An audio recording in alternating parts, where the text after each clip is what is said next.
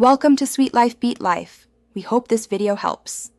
You begin by checking key prerequisites. Android 7, 0 or higher for native split, otherwise plan a workaround.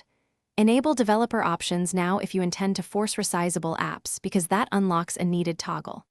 Once done, open the first app you want. Make sure it supports multi-window or has been made resizable.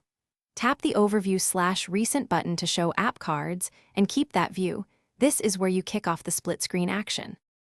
You now move into the detailed execution.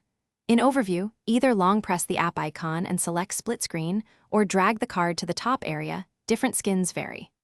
Once the first app is locked to one half, choose the second app from Overview, the launcher, or recent apps. It fills the remaining space. Make sure to adjust the divider to balance screen real estate, and if you enabled freeform or force resizable, you can float or resize windows more freely. These steps you finish by closing or adjusting the split. Drag the divider to an edge-to-end split screen or tap the Maximize/Close control on either app.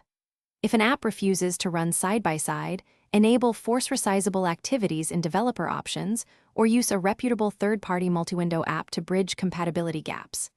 If something goes wrong, restart the device, update the problematic apps, and clear their cache. That usually resolves glitches. Remember, some OEM skins change gestures, so adapt steps accordingly when needed. Thanks for watching. Consider subscribing if we helped you.